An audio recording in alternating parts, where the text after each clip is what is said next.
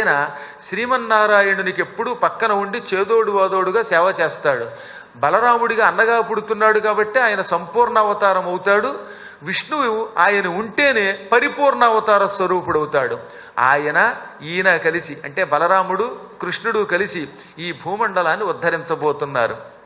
అమ్మా భూదేవి, ఇంక నువ్వేం భయపడక్కర్లా. ఎంతోమంది మునులు, ఎందరో దేవతలు అందరూ నీకు సాయం చేయడానికి భూమి మీద పుట్టబోతున్నారు. కించిత్ కాలం ఓపిక పట్టు నువ్వు. ఆ తర్వాత నీకు బ్రహ్మ ఆనందం కలుగుతుంది. ఎప్పుడూ ఎక్కడా కలగని ఆనందం నీకు ఇస్తాడు.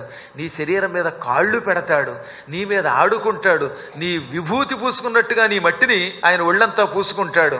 నీ మీద రకరకాల చేష్టలు చేస్తాడు, నృత్యం చేస్తాడు, పాటలు పాడతాడు, నిన్ను పులకింపజేస్తాడు, ధర్మ సంస్థాపన చేస్తాడు. ఒక యుగానికి సరిపడేంత ఆనందం ఇచ్చి వెళ్ళిపోతాడు. ఆయన కొద్ది రోజులుంటే చాలు, యుగ యుగాలకు సరిపడే ఆనందం ఇచ్చినట్టే. బ్రహ్మానందం ఎంతసేపు ఉండాలి? క్షణకాలం చాలు అని పరిపరి విధాలుగా ఆవిడికి నచ్చ చెప్పి బ్రహ్మదేవుడు తన దారిన తాను వెళ్ళిపోయాడు. భూదేవి కూడా ఆనందపడి, అమ్మయ్య, గోరూపంలో ఉన్న నాకు ఆ గోపాలకుడి దర్శనం కాబోతున్నది. ఆయన పాదాలు, చిట్టి చిట్టి పాదాలు మళ్ళీ నా భూమి మీద, నా శిరస్సు మీద నాకు లభించబోతున్నాయి అంటే ఆయన నడయాడబోతున్నాడు అనుకుని ఆనందంతో వెళ్ళిపోయింది. ఈశ్వరాదులంతా వెళ్ళిపోయారు. ఇంకా దేవతలంతా తమ తమ వంశాలతో భూలోకంలో యాదవ వంశాల్లో జనాల్ని సృష్టించడం మొదలుపెట్టారు. పంచకృత్యాలు హాయిగా సాగడం మొదలుపెట్టాయి. అదిగో ఆ కాలంలో సూరసేన మహారాజు గారు ఈ భూమండలంలో ఉన్న రాజులందరినీ జయించి వారందరినీ కూడా మధురానగర సింహాసనానికి సామంతుల్ని చేశాడు. ఆ సూరసేనుడు యాదవ వంశం వాడు కాబట్టి సింహాసనం మీద కూర్చునే అర్హత లేక ఉగ్రసేనుడనేటటువంటి తన బంధువునొకండి సింహాసనం మీద కూర్చోబెట్టాట. ఆ ఉగ్రసేనుడికి 8 మంది కొడుకులు. అందులో పెద్దవాడి పేరు కంసుడు, ఆ తర్వాత న్యగ్రోధుడు, జిహ్వుడు, మాజ్యుడు, లోభుడు, అతిజిహ్వుడు, కరాళుడు, ఉజ్జద్గముడు, మొత్తం 8 మంది సంతానం ఆయనకి. ఇది కాకుండా ఆయనకి కూతుళ్ళు కూడా ఉన్నారు. ఈ ఉగ్రసేనుడికి ఒక తమ్ముడు ఉన్నాడు. ఆ తమ్ముడి పేరు దేవకుడు.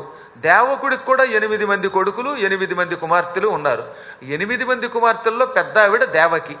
మొత్తం తన 8 మంది కూతుళ్ళని దేవకుడు వసుదేవుడికి ఇచ్చి పెళ్లి చేశాడండో. వసుదేవుడి పెద్ద భార్య పేరు రోహిణి. ఆవిడ నందునికి సోదరి. సూరసేన మహారాజు గారు వసుదేవుడు అంటే చాలా అభిమానం కలిగినవాడు. దానికి ఒక కారణం చెప్పంటారా? వసుదేవుడు భూమి మీద పుట్టడంతో ఆకాశంలో దేవతలు ఒక్కసారి ఢామ్ ఢామ్ అని దుందుబులు ముగించారట. అందుకని ఆనక దుందుభి అని ఆయనకి పేరు. ఆనక దుందుభి అంటే దేవతల యొక్క దుందుబుల యొక్క శబ్దములతో పుట్టినవాడు. అసలు మనం పుడితే దేవతలు దుందుబులు మోగించడం ఏమిటి? అలా మోయించారంటే అవతలవాడు ఎంతటి కారణజన్ముడై ఉంటాడు. దుర్యోధనుడు పుట్టినప్పుడు నక్కలు అరిచాయి, కుక్కలు ఓయని ఏడ్చాయి, ఏనుగులు కాళ్ళు విరిగిపోయాయి, గుర్రాలు కూడా కన్నీళ్లు పెట్టుకున్నాయి, చాలా మందికి మలమూత్రాలు స్తంభించిపోయాయి, రక్తం పడింది నోట్లోంచి. అది వాడు పుడితే జరిగింది. అదే వసుదేవుడు పుడితే ఏకంగా దేవతలు కూడా స్పందించి దుందువులు మ్రోగించటం వల్ల ఆనక దుందుభి అని వచ్చింది ఆయనకి పేరు. నిజానికి వసుదేవుడు అంటే ఒక రూపం కాదు. వసు అంటే ప్రాణం. సకల దేవతలని తన ప్రాణముగా భావించి ఈ సృష్టిలో ఉన్న ప్రతి ప్రాణిని దేవతగా భావించి అందరూ ప్రాణులు సుఖముగా ఉండాలి అని కోరుకున్నవాడు ఎవడన్నా వసుదేవుడే. మనం కూడా వసుదేవుడు అవ్వచ్చు. ఎప్పుడు ప్రతి ప్రాణిని సుఖంగా ఉండాలి అని మనం వాంఛించితే, కోరితే, దేవతాస్వరూపులుగా ప్రాణుల్ని చూస్తే. ప్రాణుల్ని దేవతల కింద ఎక్కడ భావించగలం మనం? దేవతలుగా పక్కనట్టండి, సామాన్య జీవులు కూడా భావించకుండా ఒక్కోసారి అవమానిస్తూ ఉంటాం తెలియక. ప్రతి ప్రాణిలో పరమాత్మ ఉన్నాడు.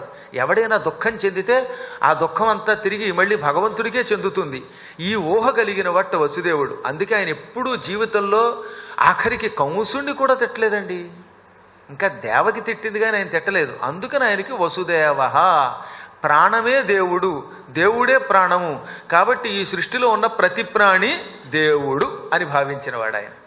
అలా భావించిన వాడే వసుదేవుడు అంటే. కాబట్టి వసుదేవుడు అంటే ఒక రూపం కాదు, ప్రతి ప్రాణిని దేవుడిగా భావించే తత్వం. దేవకి, అక్కడ దేవతా శబ్దం ఉన్నది, ఇక్కడ దేవకి ఉన్నది. అంటే ఆ దేవుణ్ణి తన సర్వస్వముగా భావించున్నది. ఈ ఇద్దరికి పేర్లు అంతా తమాషాగా కుదిరాయి. అనగా ఇప్పుడు మీకు అర్థమైంది కదా, ప్రతి ప్రాణిలో దేవుడు ఉన్నాడని భావిస్తాడు వసుదేవుడు. అలా ప్రతి ప్రాణిలో దేవుడు ఉన్నాడని భావించేవాడు నా దేవుడు అనుకుంటుంది ఈవిడ. ఈ ఇద్దరు దంపతులు ఇవ్వడం వెనకాతల ఒక గొప్ప కథ ఉన్నది. సూరసేన మహారాజు గారికి మధుర అంటే చాలా ఇష్టం. ఎందుకంటే మధుర అంటే నిజానికి అది మధుర కాదు, మధువనము. ఒకప్పుడు యమునా నదీ తీరంలో మధువనము అనే పేరుతో శ్రీమన్నారాయణుడు ఒక తోట ఏర్పాటు చేశాడు. ఆ తోటలో తాను చాలా కాలం కొలువై అందరికీ దర్శనమిచ్చాడు. అక్కడ ధ్రువుడు కూడా చాలా కాలం తపస్సు చేశాడు. అప్పటి నుంచి మధువనము అంటే విష్ణు స్థలముగా ప్రసిద్ధికెక్కింది. ఆ మధువనంలోనే లక్ష్మణుడు కూడా వచ్చి పూర్వం లవణాసురుణ్ణి సంహరించాడు. ఆ తర్వాత అక్కడికి శివుడు కూడా కొంతకాలం కాపురం ఉన్నాడు. ఇలా సకల దేవతలు మధువనంలో ఉండడం వల్ల మధువనము అనేది శాశ్వతంగా భగవంతుని యొక్క నిలయం అయిపోయింది. క్రమంగా అక్కడ ఉన్నటువంటి వాళ్ళందరికీ బ్రహ్మానందం కలుగుతోంది గనక ఆ మధువనానికి మధుర అని పేరు వచ్చిందనమాట. ఆ మధురా నగరంలో తనంత తాను ఆనందంతో భగవంతుడు ఎవరూ పిలవకుండా వచ్చి కాపురం ఉండేవట. మధుర భగవాన్ యత్ర నిత్యం సన్నిహితో హరిహి. భగవంతుడు నిత్యము ఎవరూ ఆహ్వానించకుండా తనయంత తాను కాపురం ఉండే స్థలం అది. దేవతల్ని ఆవాహయామి అని పిలిచి మనం పూజ చేస్తున్న వస్తువులలోకి కూర్చోబెడతాం సహజంగా. కానీ మధురలోకి అలా ఆవాహయామి అనకుండా వచ్చి కూర్చుంటాడు. అందుకని నిత్యం సన్నిహితో హరిహి అన్నారు. అటువంటి మధురా నగరం ఈ సూరసేనుడికి రాజధాని అయ్యింది.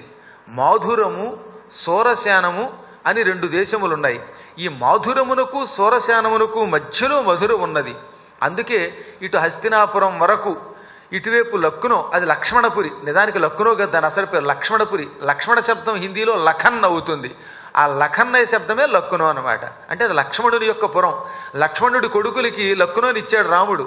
రాముడు అందరికీ రాజ్యం పరిపాలన చేస్తూ చేస్తూ చివరిన అవతార సమాప్తి ముందు లవకుశులకి, లక్ష్మణుడి కొడుకులకి, భరతుడి కొడుకులకి, శత్రుఘ్నుడి కొడుకులకి అందరికీ రాజ్యం పంచిపెట్టాడు. అందులో లక్ష్మణుడికి మాత్రం ఈ లక్నో ఇచ్చాడు. అందుకని లక్ష్మణపురి అది ఆయన కొడుకులకు వెళ్ళింది. అక్కడి నుంచి అది క్రమంగా హిందీలో లక్నో అయిందనమాట. అదంతా సూరసేన దేశం. ఈ మధురా నగరం నుంచి ఇటువైపు మహారాష్ట్ర వచ్చేటటువంటి ప్రాంతమంతానేమో మాధురం, లక్నో వెళ్లే మార్గం అంతా సూరసేనం. ఈ రెండింటికి మధ్యలో ఉన్న మధురా నగరాన్ని రాజధానిగా చేసుకుని సూరసేనుడు ఉగ్రసేనుణ్ణి రాజును చేసి హాయిగా పరిపాలన చేశాడు. ఆ సూరసేనుడు శరీరం విడిచిపెట్టే ముందు, నాయన వసుదేవ, నేను చాలా ధర్మంగా రాజ్యపాలన చేశాను. నా పరిపాలనలో రాక్షస కృత్యాలు లేవు. కానీ భవిష్యత్తులో ఉగ్రసేనుడి కొడుకు కంసుడు ప్రమాదకారుడవుతాడు. వాడి వల్ల నీకు గండం వస్తుంది. అప్పుడు కూడా నువ్వు మాత్రం నోటితో ఎవరిని శపించకు అని ఒట్టేంచుకుని వెళ్ళిపోయాట. ఆయన ఎంత గొప్పవాడో ఆలోచించండి. దుర్మార్గులు పుట్టినా నీ నోటితో మాత్రం వారి పతనమును కోరుకోకు. మనం జ్ఞానులం, సాధ్యమైనంత వరకు మన ధర్మ సంరక్షణ చెయ్యాలి. అనవసరంగా మాత్రం తొందరపడి ఎవరిని నాశనం అవ్వాలి అని శపించకూడదు. అలా శపిస్తే అది ప్రమాదం అవుతుంది. ఇది గ్రహించాలి. అందుకే సూరసేనుడు శపించొద్దని ఒక ఒట్టు వేయించుకుని శరీరం విడిచిపెట్టాడు. ఆ తర్వాత ఉగ్రసేనుడు హాయిగా పరిపాలన చేశాడు. ఆ కాలంలో ఒక రోజున కంసుడికి ఒక కోరిక కలిగింది. కంసుడికి చిన్నప్పటి నుంచి చెల్లెలు దేవకి అంటే చాలా ఇష్టం. ఆవిడ్ని కన్న కూతుర్లో పెంచాడు. దేవకి చిన్నపిల్ల, కంసుడు బాగా పెద్దవాడు. కంసుడికి 16 ఏళ్లు దాటాక దేవకి పుట్టింది దేవకునికి. అందుకని వీడు చంటిపాపల ఆవిడ్ని చేతిలోకి తీసుకుని పెంచి పెద్ద చేసి, చెల్లెలు అడిగితే ఏమైనా ఇచ్చేవట్టండి. వాడు అంత ప్రేమ ఇంకా ఎవరి మీద చూపించాలి. సొంత చెల్లెలి కంటే బాబయ్య గారి కూతురి మీద ఎక్కువ ప్రేమ చూపించాడు వాడు. ప్రారంభంలో వాడికి నిజంగా చెల్లెలంటే చాలా ఇష్టం. కాకపోతే చెప్పాను కదా, కంసుడికి వ్యవస్థితమైన మనస్సు లేదు, అవ్యవస్థిత చిత్తుడు. అనగా మనస్సు నిలకడగా ఉండదు వాడికి. ఎప్పుడు ఎలా ఉంటాడో తెలియదు. అలాంటి వాడితోటి వస్తుంది ప్రమాదం అన్నమాట. తర్వాత మరో అర్థం ఏమిటంటే, కృష్ణుడు అనే శబ్దానికి ఉన్న అర్థాలు ఎలాగో కృష్ణుడు పుట్టాక తెలుసుకుంటాం. ఈ భాగవతంలో కంస శబ్దానికి ఒక అర్థం ఉన్నది. కం అంటే భూమి మీద పంచభూతాలతో కూడిన శరీరమును, స హింస పెట్టువాడు. భూమి మీద ఉన్న ప్రతి ప్రాణిని హింసించడం కోసం పుట్టినవాడు. 6 శత్రువులతో కూడి నిరంతరము భోగలాలసుడై ప్రాణుల హింసయే తన కర్తవ్యముగా పెట్టుకున్నవాడు కంసుడు. ప్రాణులను ప్రేమించడం తప్ప ద్వేషించడం తెలియకుండా ఉండడం జ్ఞానం. కానీ కంసుడి యొక్క లక్షణం చిన్నప్పటి నుంచి ప్రాణిద్వేషం. నా అనుకున్నవాడిని ఎంత ప్రేమిస్తాడో, నా వాడు కాదు అని రవ్వంత అభిప్రాయ భేదం వస్తే ఇంక వాడిని చంపేదాకా విడిచిపెట్టడు వాడు. ఒకసారి ఒక వ్యక్తిని తన శత్రువుగా భావిస్తే ఆ శత్రువు అంతం చూసే వరకు నిద్రపోనంత హింస చేసేవాడు కంసుడు. అంటే మనలో కూడా అలాంటి వాళ్ళు ఉంటారు. ప్రేమ ఉన్నంత వరకు పర్వాలేదు, తేడా వస్తే మాత్రం వాడు అంతం చూసేదాకా నిద్రపోరండోయ్. అలాంటి వాడు కంసుడు. ఇప్పుడు మనలో ఎవరు కంసులో ఆలోచించండి.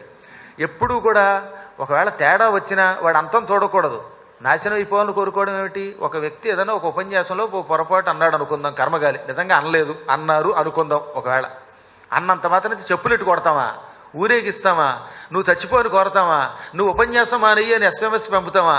అంటే మనం కంసులం. ఈ SMSలు పంపేవాడు ఆ వ్యక్తి మీద ద్వేషంతో కంకణం కట్టుకునేవాళ్ళు భూలోకంలో ఒక కంసుడు ఆ రోజుల్లో ఉంటే ఇప్పుడు బోలెడు కంసుడు తయారవుతున్నారు. ఇంత పిసరు తేడా వస్తే అవతలి వాడి అంతం చూడాలి అనే ఊహ వచ్చిన వాడే కంసుడు. అంటే కంసుడు అంటే ఎక్కడో ఉన్నాడు అనుకోకండి, ఇందులో అంతరార్థాలు ఉన్నాయి. ప్రతి వ్యక్తిలో ఒక కంసుడు ఉంటాడు. మనం అందులోంచి బయటపడాలి, వసుదేవుడి స్థాయికి వెళ్ళాలి. వసుదేవుడు ప్రతి ప్రాణిలో దేవుణ్ణి చూచి వీడు బాగుండాలని కోరుకుంటాడు. ఇప్పుడు మనం వసుదేవులం అవుతామా లేక ద్వేషంతో ఇతరుల యొక్క నాశనం కోరుకుని కంసులం అవుతామో ఆలోచించండి. అటువంటి వాడు కంసుడు. అటువంటి కంసుడి యొక్క లక్షణం ఏమిటంటే ప్రాణం పెడతాడు, ప్రాణం తీస్తాడు. ఎప్పుడు ఏం చేస్తాడో తెలియదు. చిన్నప్పటి నుంచి ఎంతో ప్రేమగా పెంచి కొండ మీద కోత అయినా సరే కోరుకోవమ్మ చెల్లెలా అని తీసుకొచ్చి అప్పగించేవాడు వాడు. అలా పెంచాడు ఆ చెల్లెల్ని పెంచాక వాడికి ఓ రోజు ఎవరు పెంచింది? నా చెల్లెలికి పెళ్ళయ్యి అత్తవారింటికి వెళ్ళిపోతే రేపు ఆవిడ దర్శనం ఎలా అవుతుంది? అదే నా చెల్లెల్ని నా ఊళ్ళోనే సంబంధం చేశామంటే రోజు చెల్లెల్ని బావని చూసుకోవచ్చు, నా చెల్లెలికి ఏం కావాలంటే అది ఇవ్వచ్చు అని ఊహొచ్చిందిట. అందుకని ఊళ్ళో నా చెల్లెల్ని పువ్వుల్లో పెట్టి పెంచి ఎట్టి పరిస్థితుల్లో బాధ పెట్టకుండా ఉండేవాడు ఎవడు? ధర్మాత్ముడు వసుదేవుడే. వసుదేవుడు అందరినీ ప్రేమిస్తాడు. తనని చంపాలని వచ్చేవాడిని కూడా ద్వేషించే అంత మంచివాడు వసుదేవుడు అని కంసుడికి తెలుసు. సత్యం, ధర్మం, అహింస ఈ 3 లక్షణములు పోగయ్యున్నాయి వసుదేవుడిలో. కాబట్టి వసుదేవుడే నా చెల్లెల్ని బాగా చూసుకుంటాడు అనుకున్నట్టు వాడు. అందుకని ఒక రోజున వసుదేవుడిని పిలిచి, వసుదేవా, నిజానికి నీకు ఇప్పటికే వివాహాలు అయ్యాయి, అయినా నా చెల్లెల్ని నీకే ఇచ్చి పెళ్లి చేద్దామని ఎందుకు అనుకుంటున్నానో తెలుసునా? నా చెల్లెల్ని కళ్ళల్లో పెట్టి చూసుకునేవాడు నువ్వే, ఎట్టి పరిస్థితుల్లో ద్వేషించవు, నువ్వు మహాత్ముడివి, పైగా నా ఇంటికి చాలా దగ్గరలో నీ ఇల్లు, ఎదురుగుండా ఉంటావు గనక నాకు వీలున్నప్పుడల్లా నిన్ను చూడొచ్చు, నా చెల్లెల్ని చూడొచ్చు. అందుకే నా చెల్లెల్ని ఇచ్చి పెళ్లి చేద్దాం అనుకుంటున్నావు, ఏమంటావని అడిగితే, బావా నీ మాట ఎప్పుడు కాదన్నా అన్నాడు ఆయన. వసుదేవుడికి కూడా కంసుడి మీద అభిమానం ఉన్నది, అందుకని నీ మాట కాదనను అన్నట్టు ఆయన. దేవకుడు నిజం చెప్పాలంటే కంసుడిని కన్న కొడుకు కంటే ఎక్కువ చూశాడు. అందుకని వాడు పెద్ద కొడుకులాగా నా కూతురు పెళ్లి బాధ్యతను ఎత్తి మీద వేసుకుంటే మధ్యలో నేనెందుకు వేలు పెట్టడం, పైగా వసుదేవుడు లాంటి ఉత్తముడు ఉన్నాడు కదా అలాగే చెయ్యమని ఆయన అన్నాడు. అంటే అన్నీ అనుకూలించాయి. అందుకని ఆ ఉగ్రసేనుని పుత్రుడు ఉల్లాసి కంసుండు చెల్లెలు మరదియు నొల్లసెల్ల హరుల పగ్గముల చేనంది రొప్పదొడంగే అంతట భేరులు మురజములును శంఖ పటకములును జడిగొని మ్రోయంగ కూతుతోడి వేడ్క కొనలు సాగ దేవకుండు సుతకు దేవకీ దేవికి అరణమీదలనుంచి ఆదరించి సూరసేనపుత్రుడు వసుదేవుడికి వివాహ ముహూర్తం పెట్టారు. సుముహూర్తంలో దేవకీ వసుదేవులకి అపూర్వంగా వివాహం జరిగింది. అందులో చెప్పానుగా కంసుడి యొక్క ఆధ్వర్యం చాలా బాగుంటుంది. అంత నిర్వహణ ఇంకెవరూ చేయలేరు. వాడు మూర్ఖుడు కనుక నిర్వహణ కూడా అంత బాగానే చేశాడు. అద్భుతంగా వివాహం చేశాడు. దేవతల్లా కనిపిస్తున్నటువంటి పురోహితుల్ని పిలిపించాడు, వేదమంత్రాలు చదివించాడు, పెద్ద పందిరి వేయించాడు, మంచి భోజనాలు పెట్టించాడు, అందరికీ వచ్చిన వాళ్ళకి కానుకలు ఇప్పించాడు. చెల్లెలికి పెళ్లికి నిమిషానికో చీర చొప్పున 1000 చీరలు తెప్పించాడు ఏకంగా వాడు. అంత పిచ్చవాడికి నగలు తెప్పించాడు, 7 వారాల నగలు వేయించాడు, బావగారిని గౌరవించాడు. అబ్బో ఒకటేమిటి అపూర్వ రీతిలో వివాహం జరిగింది. పార్వతీ పరమేశ్వరుల కళ్యాణం మళ్ళీ జరుగుతోందా లేక సీతారామ కళ్యాణం జరుగుతోందా అని భూలోకంలో వాళ్ళు అనుకున్నారట. అంత బాగా 5 రోజుల పెళ్లి జరిపించాడు. పాంచరాత్ర వివాహం పూర్తయింది. ఈ వివాహం పూర్తయిన తర్వాత ఊరేగింపులో ఒక కార్యక్రమం ఉన్నది. అంటే ఏమిటో తెలిసిన, పూర్వం పెళ్ళవగానే భార్యాభర్తలిద్దరినీ కూడా ఒక రథంలో కూర్చోబెట్టి, అది కూడా పైన టాప్ ఉండకూడదనమాట, పైన ఆచ్ఛాదన లేనటువంటి ఒక రథంలో కూర్చోబెట్టి బండిలో ఊరంతా తిప్పేవారు. ఇదిగో వీళ్ళిద్దరికి పెళ్ళయిందో హోయ్, ఇక వీళ్ళ వెంట పడకండో హోయ్ అని. పెళ్ళయ్యాక ఈ స్త్రీని చూడటం కుదరదు కనుక, ఇదిగో అమ్మాయి ఇంతకాలం అంతఃపురంలో ఉంది, ఈ సుందరీమణిని చూడండి ఒకసారి, బంగారు తల్లి ఈవిడ భవిష్యత్తులో మీకు రాణి అవుతోంది అని ఒక ఎరుక కూడా తెలియజేసేవారు.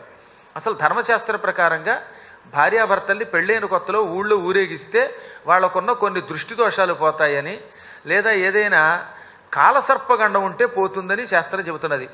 సహజంగా పెళ్ళైన కొత్తలో కాలసర్పగండం అని ఉంటుంది. ఈ గండం నుంచి బయటపడడానికి మంగళవారం నాడో లేకపోతే ఏదైనా శనివారం నాడో రాహుకేతువులకి కుజుడికి పూజ చేయించాలి అని మంత్రశాస్త్రం చెబుతున్నది. కాలసర్పగండం మహాభయంకరం. ఆ దోషం నుంచి బయటపడకపోతే మనిషి ఏ పని చేసినా రాణింపు ఉండదు, భార్యాభర్తల మధ్యలో తగాదాలు వస్తాయి, సంపదలు సక్రమంగా రావు, అశాంతి ఎక్కువ ఉంటుంది. ఆ గండం అనుభవించేవాడికి తెలుస్తుంది. కొన్ని జాతకులకు ఎక్కువ ఉంటుంది, కొందరికి తక్కువ ఉంటుంది.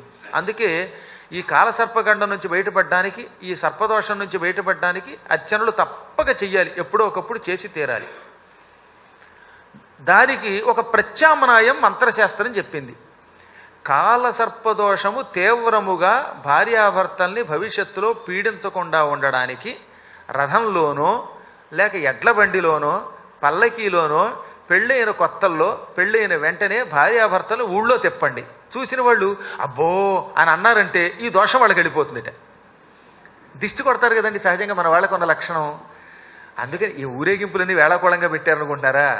అబ్బాయి ఏం నగలేసేసుకుందండి, అబ్బో వీళ్ళు బాగా సంపాదించినట్టున్నారు అని మనం అనుకుంటాంగా. అప్పుడప్పుడు అనుకోకుండా ఎలా ఉంటాం? మీరంటే మంచివాళ్ళు అనుకోకపోవచ్చు, కానీ కొంతమంది లోపల లోపల కుళ్ళిపోతారు. ఈ కుళ్ళిపోవడం వల్ల వాళ్ళకేం దిష్టి తగులుతుందని మీరు అనుకుంటున్నారు. దిష్టి తగలదట. వారికి ఉన్న కాలసర్పదోషం ఇలా అనుకున్న వాళ్ళందరూ పంచుకుంటూ పోతారు. కాబట్టి ఇక మీద ఏంటంటే అలా పెళ్లి కావలసిన అమ్మాయిలు ఎవరైనా ఉంటే వాళ్ళని తప్పక పల్లకీలో అందరికీ కనబడేలా ఊరేగించండి. వీళ్ళకున్న కాలసర్పదోషాన్ని ఊళ్ళో వాళ్ళు కొద్దిగా పంచుకుంటారనమాట. ఎంతమంది వీళ్ళ మీద ఏడిస్తే అంతమంది పంచుకుంటారు. ఇప్పుడు అలాగే ఎవరైనా ఒక మహానుభావుడు ఉపన్యాసకుడిని ఎవరైనా తిట్టారనుకోండి, తిడితే తాత్కాలికంగా ఆయన బాధపడచ్చేమో, కానీ బాధపడవలసిన అవసరం లేదు. ఎందుకో తెలుసా? ఈ తిట్టిన వాళ్ళంతా ఈయనలో తెలియక ఉన్న దోషాలు, ఈయనకున్న కాలసర్పదోషాలు కొంచెం కొంచెం పంచుకుపోతారు. ఇవన్నీ వాళ్ళకి వెళ్ళిపోతున్నాయి, తెలియటం లేదు. కానీ ఈయన తాత్కాలిక బాధ కొద్ది రోజులకి ఎలాగో విముక్తి అవుతుంది. అందుకే ఎవరైనా నన్ను తిడితే నాకు ఎంత ఆనందం వస్తుందన్నమాట. మీరు ఎవరన్నా గురువుగారు ఉపన్యాసం బాలేదు, చండాలంగా ఉందని తిట్టుకుంటే అమ్మాయ్యా నాకున్న దృష్టి దోషం అంతా పోయినట్టే. నాకేమైనా కాలసర్పదోషాలు రాహుకేతువుల దోషాలు ఉంటే మీరందరూ కొంచెం కొంచెం పట్టుకుపోతారనమాట. అలా పట్టుకుపోండారా మీకు పుణ్యం ఉంటుంది, మీరు పట్టుకెళ్ళరు, మీరు మంచివాళ్ళు కాబట్టి. కాబట్టి ఏమిటనమాట, అందుకని ఊరేగింపు అనేది బృహస్పతి మంత్రశాస్త్రంలో పెట్టాడు. బృహస్పతి పెళ్లికి సంబంధించిన ఒక శాస్త్రం రాశాడు. ఇలా ఊరేగించండి, ఇంటికి వచ్చాక మాత్రం ఒక్కసారి దిష్టి తీసి మళ్ళీ బయట పారేయండి, ఇంకేమైనా ఉంటే పోతుంది. కొన్ని కళ్ళు భయంకరమైన నేత్రాలు, ఆ దృష్టికి నరుడి దృష్టికి నల్లరాళ్ళు పగులుతాయి. అందుకని ఊరేగింపు అయ్యాక ఇంటికి తీసుకొచ్చి ఒక్కసారి దిష్టి తీసి బయట పారేసామంటే అది ఎలా తీయాలో తెలుసా? దిష్టి ఒక కొబ్బరికాయ తీయండి, ఆ కొబ్బరికాయ పీచు వాళ్ళకేసి పెట్టండి, కాయ మనకేసి పెట్టండి, ఆ పీచు మీద వెలిగించండి హారతి కర్పూరం, ఒక్కసారి అలా చూపించి డామ్మ నేల మీద కొట్టేయండి. దాంతో పరమ భయంకర దృష్టి దోషం ఉన్న వాళ్ళ యొక్క దోషమంతా ఈ కొబ్బరికాయతో పాటు డామ్మని పటాపంచలు అయిపోతుంది. వధూవరుని లోపలికి తీసుకుపండి. ఇంకో మార్గం కూడా చెప్పాడు. ఇవన్నీ నేను చెప్పినవి బృహస్పతి చెప్పినవి. ఇవి ధర్మములు, ధర్మశాస్త్రములు, ధర్మ సూక్ష్మములు. ఎర్రని కుంకం నీళ్లు పట్టుకొచ్చి వధూవరులకి ఇలా చూపించి వధువు కాళ్ల మీద నుంచి వరుడి కాళ్ల మీదకి పోసేయాలి. ముందు వధువు కాళ్ల మీద, అక్కడి నుంచి వరుడి కాళ్ల మీద పోసి ఇక మీరు లోపలికి పొమ్మంటే వీళ్లకున్న ఈ భయంకర దోషాలు పోతాయి, దాంపత్యం బాగుంటుంది. కానీ హడావిడిలో ఇవాళ మనం చేయడంలా. ఎందుకని? పెళ్ళవగానే ఎవరికి వాడు పారిపోతున్నారు, ఈ నీళ్లు పోయడం మర్చిపోతున్నాం, ఊరేగింపులు లేవు, కొబ్బరికాయలు కొట్టడంలా. అందుకని వధూవరులకు మధ్యలో తగాదాలు వస్తున్నాయి అన్నాడు బృహస్పతి. కాబట్టి ఇప్పుడు మనం ఇక మీదట ఈ పురాణం విన్నవాళ్ళు ఇది అందరికీ వ్యాపింప చేయండి, వాళ్ళు జాగ్రత్త పడతారు. అంతో ఎంతో 5 నిమిషాలు చాలండి ఊరేగింపు అంటే. ఊరంతా మొత్తం గుంటూరు తిప్పక్కర్లా, సంపత్ నగర్లో ఈ 2 ఇరుకు వీధులు తిప్పేయండి చాలు. ఆ ఇరుకు వీధుల్లో ఉన్న బెరుకుమంటున్న వాళ్ళు ఎవరైనా చూస్తే చాలు ఉన్న మురికిపోతుంది. ఆ తర్వాత వీళ్ళు సుఖంగా ఉంటారు. కాబట్టి ఇప్పుడు ఊరేగింపు అనేది మొదలుపెట్టాడు కంసుడు. పెళ్ళలా అయ్యింది. 5వ రోజు సాయంకాలం వేళ ఇంచుమించుగా ఇంకా చీకటి పడ్డానికి 3-4 గంటలు ఉందనగా వీళ్ళని బాగా అలంకారం చేసిన ఒక రథంలో కూర్చోబెట్టాడు. ఆ రథానికి అలంకారం అద్భుతంగా చేయించాడు, పూలమాలలు కట్టించాడు, పైన మాత్రం కప్పు లేకుండా చేశాడు, గొడుగు లేకుండా చేశాడు. 5 గుర్రములు దానికి పూంచాడు, దానికి మంచి పగ్గములు పెట్టించాడు. స్వయముగా తానే రథం నడపాలనుకున్నట్టండి. మహారాజు ఆయన, మహావీరుడు. నిజంగా మహారాజు అన్నవాడు అంత తేలిగ్గా ఎవడికి పడితే వాడికి రథం నడపడు. కానీ చెల్లెల మీద ఎంత ప్రేమ ఉందో దీన్ని బట్టి అర్థమవుతుందో మీకు. చెల్లెల మీద ఉన్న ప్రేమతో రథము నేనే నడుపుతాను, వేరే డ్రైవర్ నడపడం ఏమిటి, సామాన్యమైనటువంటి సారథి నడపడం ఏమిటి అని స్వయముగా తానే రథం నడపడానికి సిద్ధపడ్డాడు. వధూవరులను అలంకారం చేయించాడు. వాళ్ళని రథంలో తానే దగ్గరుండి చేయూత ఇచ్చి ఎక్కించాడు. నా తల్లి చెల్లి, అసలు నాకు ఎంత ఆనందం వచ్చేస్తుందో తెలుసునా, నిన్ను చూస్తే నేనే దిష్టి కొట్టేటట్టున్నాను. అబ్బా, మా చెల్లి నిన్న మొన్నటి దాకా నా చేతుల్లో పెరిగిన బంగారు మళ్ళీ ఎంత గొప్పదైపోయిందా అని బొగ్గల్ని పుడికిసలాడి పుచ్చుకుని ముద్దు చేశాడు. కూర్చోబెట్టాడు వాళ్ళని. ఇక రథం తోలాలి. ఇంకా కదలలేదు రథం. ఈలోపు రథం ఆపండి అన్నట్ట దేవకుడు వచ్చి, అంటే మొదటి బ్రేక్ అయింది అక్కడికి. శుభమాని బయలుదేరుతుంటే రథం ఆపు అన్నాడు. అన్నది ఎవరు? దేవకి తండ్రి దేవకుడు. దేవకుడు సుతకు దేవకీ దేవికి అరణమీదల నుంచి ఆదరి నుంచి. కన్న తండ్రి కనుక దేవకుడికి కూతురికి కట్నం ఇవ్వాలి అనిపించిందిట. ఆ రోజుల్లో కట్నాలు లేవు, కన్యాశుల్కం అని ఉండేది. అంటే ఆడపిల్లకి ఎదురిచ్చేవారు. ఓ అమ్మాయిని పెళ్లి చేసుకోవాలంటే ఆ అమ్మాయిని తండ్రి అంత తేలిగ్గా ఇచ్చేవాడు కాదట. అందుకని ఈ మగవాళ్ళు వెళ్ళి, మీ అమ్మాయిని మాకు ఇవ్వండోయ్, మీకేం కావాలో అడగండోయ్, మీకు కావాలంటే మొత్తం గుంటూరు రైల్వే లైన్ అంతా రాసిచ్చేస్తాం, పట్టాభిపురం రాసిచ్చేస్తాం, ఇలా అడిగేవారు. అంటే అప్పుడు అవతల వాళ్ళు ఏదో అడిగేవారు, వీళ్ళు ఇచ్చి, అంటే అమ్మాయికి ఎదురు కట్నం ఇచ్చి చేసుకునేవారు. దానికి కన్యాశుల్కం అని పేరు. అది కర్మగాలి ఇప్పుడు కట్నం అయిపోయింది. కానీ ఒక్క దేవకుడు మాత్రం 6 రోజులలో ఈ కన్యాశుల్కాన్ని తీసేశాడు. నేను అన్నమాట మీకు మళ్ళీ భాగవతంలో నాగ్నజితి అని పేరు కలిగిన ఒక కన్యను కృష్ణుడు పెళ్లి చేసుకుంటాడు. అది చేసుకున్నప్పుడు కన్యాశుల్కదులమేము కాము నరేంద్ర, మా వంశంలో కన్యాశుల్కం ఇచ్చే ఆచారం లేదు అని చెప్తాడు. అందుకని అప్పుడు మీరు ఇది గుర్తు తెచ్చుకోండి, మేము కన్యాశుల్కం ఇవ్వం, ఇంకా కట్నం మేమే పుచ్చుకుంటాం, మాకు కట్నమూ అక్కర్లేదు, కన్యాశుల్కం అక్కర్లేదు, పిల్లలు ఉంటే చాలంటాడు. అందువల్ల దేవకుడు కన్యాశుల్కం అనేది మంచిది కాదని, నా కూతురికి నేనే కట్నం ఇస్తాను, మా ఊళ్ళో ఉన్న వసుదేవుడికి ఏదైనా అది ఇస్తాననుకుని ఒక్క క్షణం రథం ఆపమని సార్ధంబులైన రథంబుల 1000 నెనమన్నూటిని 1800 రథములు పట్టుకొచ్చి ఇచ్చాటేకంగా. ఒక్కొక్క రథం నిండా బంగారపు కాసులు, నవరత్నాలు, ఇంకా రకరకాల సంపదలన్నీ ఉన్నాయి. ఇలా అనేక సంపదలతో కూడిన 1800 రథములు ఇచ్చాడు. 400 ఏనుగులు ఇచ్చాడు. అసలు ఈ మధ్యకాలంలో కట్నం అని అడిగిన వాళ్ళకి ఇలా 2 ఏనుగులు ఇవ్వండి, మళ్ళీ వాడు గెంతుకొని పోతాడంతే. ఆ రోజులు కాబట్టి సరిపోయాయి. 400 ఏనుగులు ఇచ్చారట, 10,000 గుర్రాలు ఇచ్చారట, ఇంకా రకరకాలైన సంపదలు ఇచ్చి దాసదాసీ జనం ఇస్తే వీళ్ళందరితో కలిసి రథం బయలుదేరింది.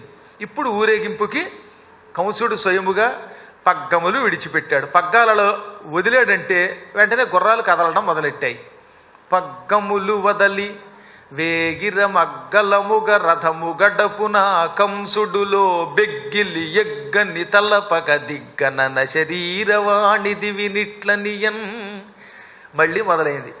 రథం 2 అడుగులు వేసింది. అంటే గుర్రాలు గట్టిగా అలా కొంచెం నడిచాయి.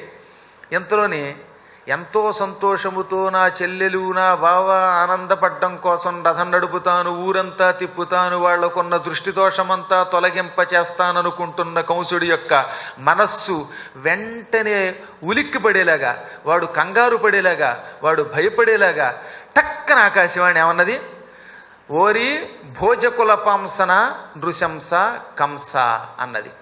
ఓరి భోజకులంలో పుట్టిన నీచుడా, నీచుడా అందండి ఆవిడ. నృశంస అంటే క్రూరుడా, కులపాంసన కులాన్ని పాడు చేసేవాడా. పోనీ చెప్పేది ఏదో మెల్లగా చెప్పొచ్చుగా ఆకాశవాణి కూడా. ఓరి దౌర్భాగ్యుడా, క్రూరుడా, నీచుడా, ఈ వంశంలో తప్ప పుట్టావురా, ఒరేయ్ నీకు పోయే కాలం వచ్చిందిరా. ఏ చెల్లెలి మీద ప్రేమ కొద్దీ నీవు ఈ రథములో ఆవిడ్ని ఎక్కించుకుని ఊరేగింపుగా తీసుకెడుతున్నావో ఆ నీ చెల్లెలి అష్టమ గర్భంబు నిన్ను హరించుచుమి. పతి ప్రగ్రహిణం కంసం ఆభాష్యాః శరీరవాక్ అస్యాస్త్వాం అష్టమో గర్భ హంత యాం వహసే అబుధ. బుధ అంటే పండితుడా, అబుధ అంటే పండితుడు కానివాడు. ఓరి మూర్ఖుడా, ఓరి మూర్ఖ నీచ, ఈ చెల్లెల్ని నువ్వు ఇంత ప్రేమగా చూసుకుంటున్నావుగా, ఆవిడ కోసం సారథ్యం కూడా వహిస్తున్నావా?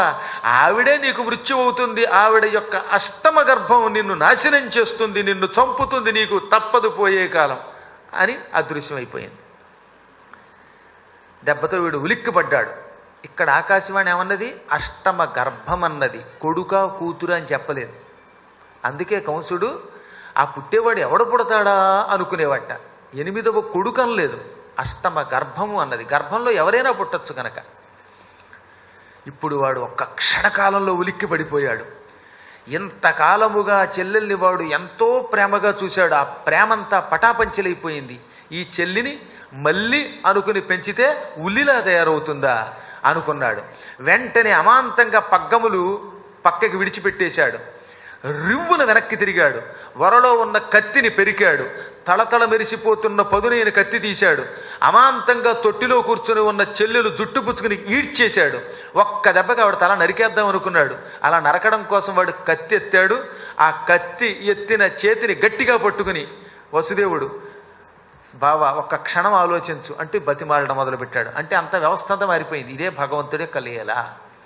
క్షణం క్రితం వరకు ఉన్నది ఎలా ఉన్నది, ఈ క్షణం ఎలా ఉన్నది.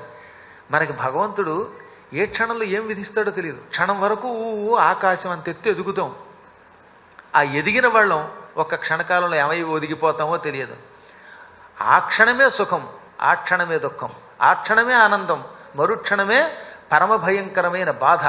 వీటితో కూడినదే జీవితం అంతా. నిమిషాలలో వ్యవస్థ అంతా మారిపోయిందిట. పాపం ఆవిడ జుట్టు పుచ్చుకుని ఏడవగానే మెడంతా బెణికేసింది. చంపడానికి సిద్ధపడ్డాడు.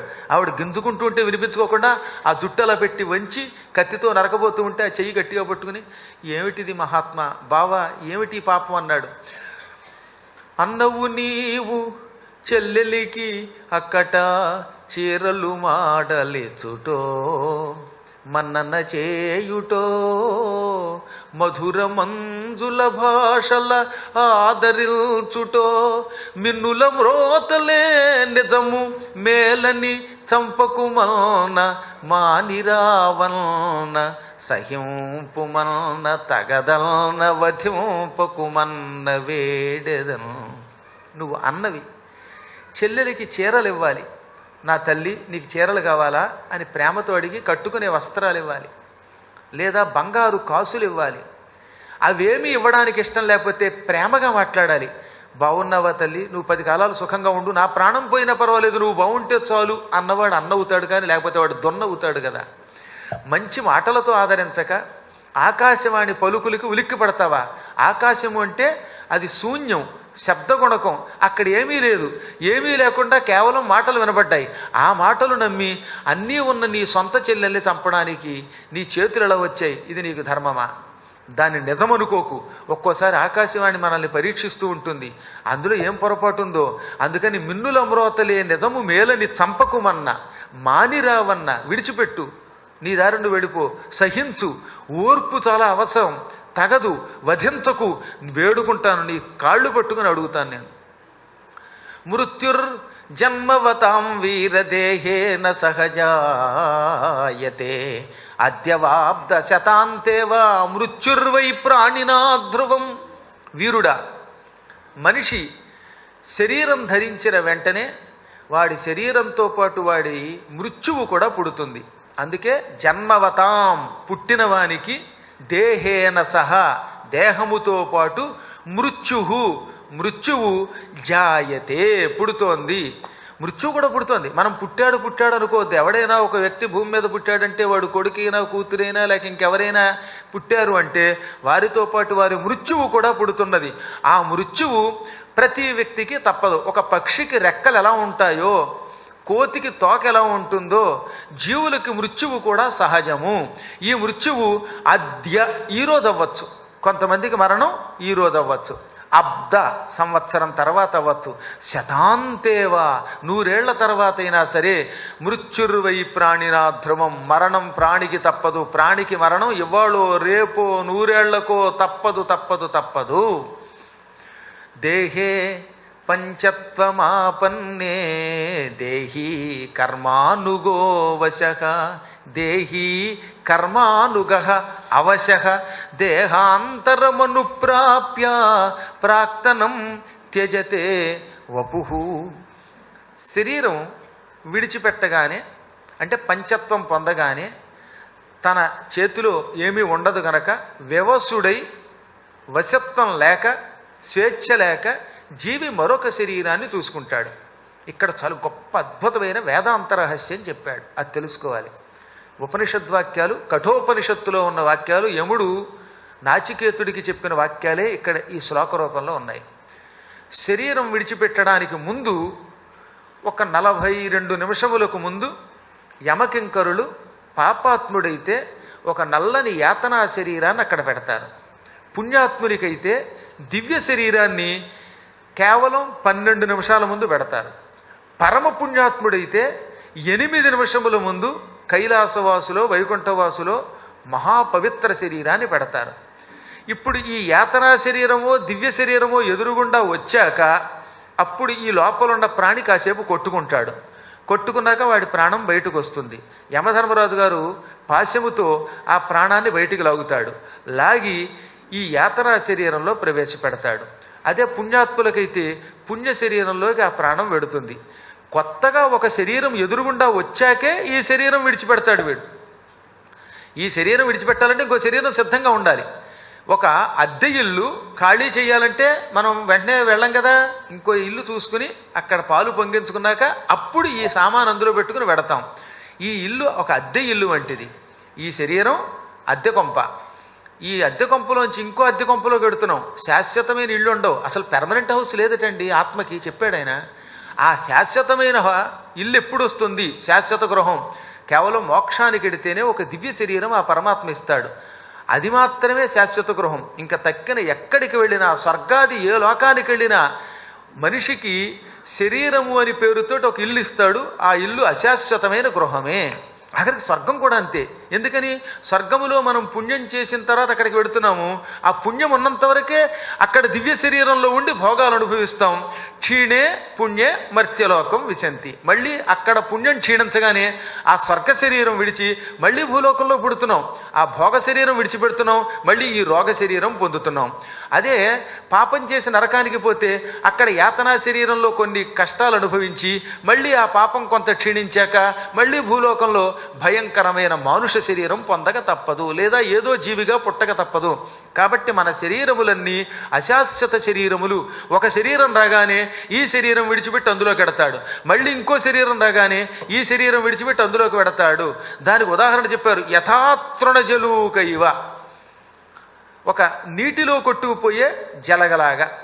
ఇది 2 రకాలుగా చెప్పాలి దీనికి. ఇక్కడ తృణజలూక అంటే సహజంగా నీళ్లలో నీటి జలగాని ఒక జలగ ఉంటుంది. ఆ జలగ కొట్టుకుపోతూ ఉంటుంది ఈదుకుంటూ. అది నీళ్లలో ఎక్కువసేపు ఉండడానికి ఇష్టపడదట. నీళ్లలో ఏవైనా గడ్డి పరక దొరికితే ఆ గడ్డి పరకని టక్కునిలాగా కొండెంతో పట్టుకుంటుంది. గడ్డి పరకని పట్టుకుని కొట్టుకుపోతున్న ఈ జలగకి నీటిలో ఇంకో గడ్డి పరక కనబడితే వెనక భాగంతో దీన్ని ఇలా పట్టుకుని ముందు భాగం సాగదీసి కొత్త గడ్డి పరకని పట్టుకుంటుంది. ఈ కొత్త గడ్డి పరక ముందు భాగానికి దొరికాక అప్పుడు ఈ పాత పరకని విడిచి పూర్తిగా కొత్త గడ్డి పరక మీదకి వస్తుంది. ఈ విధంగా జలగ కొత్త గడ్డి పరక దొరకగానే పాత గడ్డి పరకని విడిచిపెడుతుంది. మళ్ళీ ఇంకో పరక దొరికితే ఈ పరకని విడిచి అది పట్టుకుంటుంది. ఆ గడ్డి పరకే మన శరీరం, ఆ జలగే మన ప్రాణం. మనం జలగల్లాంటి వాళ్ళం. జలగ ఎలా అయితే ఒకదాన్ని విడిచి ఇంకోదాన్ని పట్టుకుంటుందో అలాగే ఈ ఒక శరీరాన్ని విడిచి ఇంకో శరీరాన్ని పట్టుకుంటున్నాం. అందుకే మన ప్రాణాన్ని జలగతో పోల్చారు. జలగ అంత తేలిగ్గా పట్టుకుంటూ వదలదండోయ్. మనం కూడా అంతే, చావడానికి ఇష్టపడంట. అయ్యి బాబోయ్ అప్పుడే చచ్చిపోతామా, ఇంకో 10 ఏళ్ళు ఉంటే బాగుండి, ఇంకో 5 ఏళ్ళు ఉంటే బాగుండి, ఈ భోగాలు మళ్ళీ దొరకవేమో, ఈ శరీరం దొరకదేమో అనే మమకారం ఉంటుంది. అందుకని జ్ఞానులు ఏమన్నారంటే, ఒరే జలగలాగా నీ ప్రాణాన్ని పట్టుకుందాం అనుకుంటున్నావేమోరా, అది కుదరదరా అంటారట. ఎలాగైతే జలగ నీళ్లల్లో ఒక గడ్డి పరకని పట్టుకుని మరో గడ్డి పరక విడిచిపెడుతోందో పాతదాన్ని ఈ జీవులు కూడా ఇంకో శరీరం చూసుకుని ఈ శరీరం విడిచిపెడతారు. అలాగే నేల మీద కూడా ఆకుపచ్చగా ఉండే కొన్ని పురుగులు ఉంటాయి. ఆ పురుగులను కూడా తృణజలువుక అంటారు. అవి ఇలా పాక్కుంటూ వెళ్ళి ముందు భాగంతో గడ్డి పరకని పట్టుకుని అప్పుడు ఈ శరీరాన్ని దాని మీదకి చేరుస్తాయి. జీవి కూడా అంతే. కర్మ పరిపక్వం కాగానే ఈ శరీరం విడిచి ఇంకో శరీరాన్ని పొందుతాడు. ఈ పుట్టడము, జరామరణాలు పొందడము, మళ్ళీ మరణానంతరం కొత్త దేహం పొందడం, ఇది ప్రాణికి తప్పనిసరిగా భగవంతుడు విధించినటువంటి చక్రము. అందుకని దేహినోస్మిన్ యథాదేహే కౌమారం యౌవనం జరా తథా దేహాంతర ప్రాప్తి ధీరస్తత్ర నముహ్యతి. అదనమాట ఈ శ్లోకం. దేహి పుట్టాడు, బాల్యం, కౌమారం, యౌవనం, ఆ తర్వాత జరా ముసలితనం, ఆ తర్వాత శరీరం విడిచిపెట్టి దేహాంతర ప్రాప్తి, ఇంకో శరీరం పొందడం. ఇది ఒక చక్రం. ఈ ప్రాణం జలగలాగా సాగుతూనే ఉంటుంది, దీనికి అంతం లేదు. అటువంటిది ఈ శరీరము. అటువంటి శరీరమును నమ్ముకుని ఇవాళ కాకపోతే రేపైనా చచ్చిపోతామనే విషయం తెలుసున్న పండితుడు వయ్యుండి, వేదములు చదువుకున్నవాడు వయ్యుండి నీ చెల్లెల్ని చంపాలనుకుంటావేమిటి? శరీరం విడిచిపెట్టకుండా ఉండగలవా? ఇవాళ నీ చెల్లెల్ని నువ్వు తాత్కాలికోద్రేకంతో తలనరికి చంపావనుకుందాం, కానీ శాశ్వతంగా నీ శరీరం నీకుండదుగా. మహా అయితే ఇంకో 25 ఏళ్ళో 30 ఏళ్ళో 50 ఏళ్ళో తర్వాతైనా చావక తప్పదు. అప్పుడు మాత్రం నీ మరణాన్ని నువ్వు రక్షించుకోగలవా? మరణము లేకుండా శరీరాన్ని కాపాడుకోగలవా? నా మాట విను. తన పూర్వ భాగమెత్తి వేరొంటిపై బెట్టి వెనుక భాగం బెత్తి గమకించు తృణజలూకయునుబోలే అని పోతర్ గారు అనువాదం చేశాడు దీనికి. వెంటవచ్చు కర్మ విసరంబు మునుమేలు గన్న వేళ నరుడు కన్న విన్న తలచిన కార్యతంత్రంబు కలలోన పాడి తోడ కానబడిన ఎట్లు. నువ్వు ఇప్పుడు జలగలాంటిది ప్రాణమని తెలుసుకోలేక ఈ అమ్మాయిని చంపావు అనుకుందాం కాసేపు. అప్పుడు నువ్వు చచ్చిపోయాక ఈ స్త్రీ హత్యా పాపం నీ వెంట వస్తుంది. వెంటవచ్చు కర్మ విసరంబు, నీ వెంట నీవు చేసిన పుణ్యపాపాలు వస్తాయి. నువ్వు ఎంత గింజుకున్నా చేసిన పుణ్యం చేసిన పాపం ఈ రెండింటి నుంచి ఎట్టి పరిస్థితులలో నువ్వు నిన్ను రక్షించుకోలేవు. అందులో పాపం చేస్తే పాపం ఇంకా బాగా పట్టుకుంటుంది. పుణ్యం అంటే ఎలాగో దానివల్ల నష్టం లేదు, కానీ పాపం అలా కాదే. చచ్చిన తర్వాత ఈ పాపం మన వెంట వచ్చి మనల్ని నిరంతరం పట్టి పీడించి వీడిని కొళ్ళబొడుస్తుంది. యమకింకరులకి జాలి ఉండదు. మనం శరీరం విడిచిపెట్టడంతో మన వెంట వస్తున్న కర్మ మనల్ని రకరకాల బాధలకి గురి చేస్తుంది. ఆ బాధలే యమయాతనలు అంటారు. ఆ యమయాతనల నుంచి నిన్నెవరు రక్షించగలరు? కాబట్టి స్త్రీ హత్యాపాతకానికి పొరపాటును కూడా నువ్వు పూనుకోకు, అది మంచిది కాదు నీకు. మనిషి మెలకుగా ఉన్నప్పుడు దేనిని ఎక్కువగా ఆలోచిస్తే అది రాత్రి కల్లోకి వస్తుంది. యథా స్వప్నే పశ్యతి అంటే పగలు ఒకసారి చూడండి మీరు ఎప్పుడైనా పద్మాకర్ గారు ఆయన ఎదురుగుండా ఉన్న మైకులు వెనకాతలు ఉన్న కుర్చీ 10 సార్లు తలుచుకోండి. ఇవాళ రాత్రి ఇంటికి వెళ్ళగానే మీకు కళ్ళు మూసుకోగానే మళ్ళీ ఈ పీట మీద కూర్చున్న నేను ఈ మైకులు కనబడతాయి. అంటే దేనిని గురించి ఎక్కువ ఆలోచన చేస్తే అది రాత్రి కల్లోకి వస్తుంది. మళ్ళీ కళ్ళు తెరిచి చూస్తే ఇంట్లోనే ఉంటాం. ఎలా అయితే మెలకుగా ఉన్నప్పుడు ఎక్కువగా ఒక వస్తువుని ధ్యానం చేయగా అది ఎప్పుడో ఒకప్పుడు కల్లో కనపడుతుందో, అలాగే ఈ లోకములో మనం చేసిన పుణ్యం పాపం చచ్చాక మన వెంట వస్తుంది. అది శాశ్వతం కాదు, మళ్ళీ అది పోయి మళ్ళీ ఇంకో జన్మ వస్తూ ఉంటుంది. కాబట్టి స్వప్నములో చూచిన వస్తువుల భంగి మన శరీరము మన సుఖాలు ఉంటాయి. మన వెంట మాత్రం మనం బాగా తలుచుకున్న వస్తువు కల్లోకి వచ్చినట్టుగా మన వెంట ఈ పుణ్యపాప కర్మములు వస్తాయి. అందుకే జ్ఞానులు సాధ్యమైనంత వరకు కర్మాచరణమునే త్యాగం చేస్తారు. పుణ్య పాపకర్మములు రెండింటినీ విడిచిపెడతారు. కనీసం రెండూ విడవలేకపోయినా పాపకర్మాచరణ అయినా విడిచిపెట్టాలి. నీ వెంట వచ్చే భయంకరమైన స్త్రీ హత్యా పాతకము నుంచి నిన్నెవరూ రక్షించరనే విషయమును గుర్తుపెట్టుకుని బావా ఈ చెల్లెల్ని చంపడం మానేయ్యి అన్నాడు ఆయన. జలఘటాదులందు చంద్రసూర్యాదులు కానబడుచు గాలి కదలు భంగి ఆత్మకర్మ నిర్మితాంగంబులను ప్రాణి కదలుచుండురాగ కలితుడగుచు. ఒక కొండ పట్టుకొచ్చాడు ఒక ఆయన. ఆ కొండ నిండా నీరు పోశాడు. ఈ కొండని ఆరు బయట పెట్టాడు. కొంతమంది పిల్లల్ని పిలిచాడు. నాయనలారా ఇది పగలు కదా అంటే పగలేనండి అన్నారు. ఇదేమిటి అని అడిగితే కొండండి, కొండలో నీళ్ళండి అన్నారు. కాసేపు ఉన్నాక సూర్యుడు ఉదయించగానే సూర్యుడి యొక్క ప్రతిబింబం అందులో కనపడింది. వెంటనే ఈ పిల్లల్ని ఇందులో ఏముంది అని అడిగితే ఒక పిల్లాన్ని పిలిచి అడిగట, నాయనా పిల్లవాడా ఇందులో ఏముందంటే, అబ్బో సూర్యుడు కనపడ్డాడండి అన్నట్ట. సూర్యుడు ఉన్నాడండి కొండలో అన్నట్ట. పక్కవాడిని పిలిచాడు, ఎరా ఇందులో సూర్యుడు ఉన్నాడంటే, సూర్యుడు ఇందులో ఎందుకు ఉంటాడండి, సూర్యుడు ఆకాశంలోనే ఉన్నాడండి, ఆయన ప్రతిబింబం అండి అన్నట్ట. ఇప్పుడు ఆయన ఏం చేశాడు, ఆ కొండని ఇలా ఊపాడు. ఊపగానే ఏమైపోయింది, నీళ్లు కదిలాయి. కదలడం వల్ల ఏమైంది, అందులో ఉన్న సూర్యుడి యొక్క బింబం కదిలిపోయింది. ఇదే రాత్రిపూట అయితే చంద్రబింబం ఉంటుంది, అది కదిలింది. ఇప్పుడు ఒక పిల్లవాడిని పిలిచాడు, ఓ సామాన్యుడిని, నాయన ఏం జరిగిందంటే, అమ్మా ఈ నీళ్లలోనండి పగలు సూర్యుడు కదిలాడండి, రాత్రి చంద్రుడు కదులుతున్నాడండి, సూర్యుడు చంద్రుడు భలే కదులుతున్నారండి అన్నట్ట. ఈ పక్క కుర్రాడిని అడిగాడు ఆయన, ఏం జరిగింది అని. సూర్యుడు చంద్రుడు కాదండి కదిలేది, సూర్యచంద్రుల యొక్క బొమ్మలు ప్రతిబింబాలు ఇందులో పడుతున్నాయి, అవి కదిలాయి అన్నాడు. ఎంతకంటే ఇంకొంచెం జ్ఞానం కలిగిన పక్కవాడిని పిలిచి, యారా ఒకడేమో సూర్యుడు చంద్రుడు కదిలాడంటాడు, ఒకడు సూర్యచంద్రుల ప్రతిబింబాలు అంటున్నాడు, నువ్వేం చెబుతావంటే సూర్యుడు కదలలేదు చంద్రుడు కదల్లా, వాళ్ళ ప్రతిబింబాలు కదలలేదు, కదులుతున్నది నీరండి అన్నాడు. అనగానే ఆ పక్కవాడిని పిలిచాడు, నీ సంగతి ఏమిటన్నాడు. అసలు ఇదంతా భ్రమండి, ఇందులో సూర్యచంద్రులు కదలలేదు, సూర్యచంద్రుల ప్రతిబింబాలు కదలలేదు, నీళ్లు కాదు కదులుతున్నది, కొండ కదిలింది.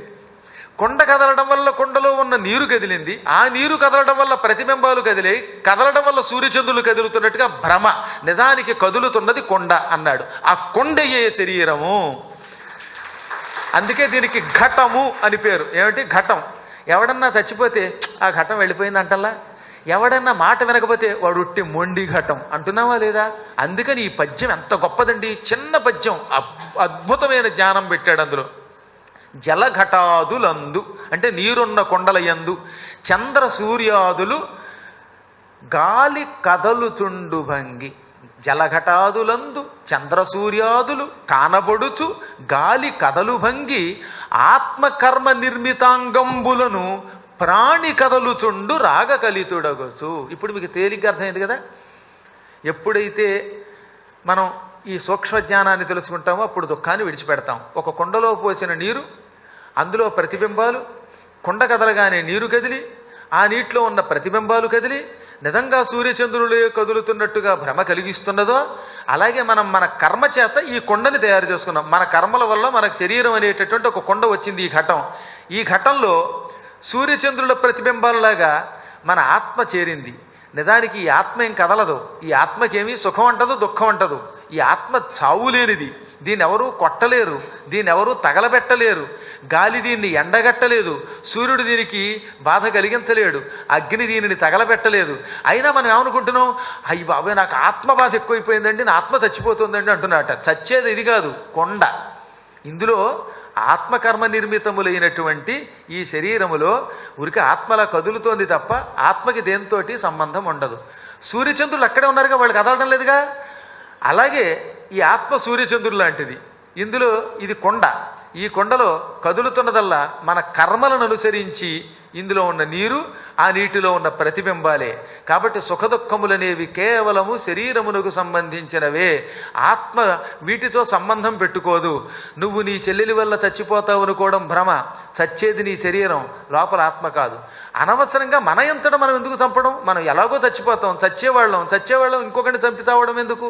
నా మాట విను, ఈ శరీరము అత్యంత అశాశ్వతమైనది. కర్మములు మేలునిచ్చును కర్మములు కీడునిచ్చు కర్తలు తనకు కర్మములు బ్రహ్మకైనను కర్మగుడై పరుల తడవగానేమిటికి. ఎవడైనా భూమి మీద పుట్టాక కర్మ చెయ్యక తప్పదు. ఆ కర్మ చేసేటప్పుడు శాస్త్ర విహితమైన కర్మలు చెయ్యాలి. అనగా ఉపనిషత్తులు, వేదములు, పురాణములు చెప్పినటువంటి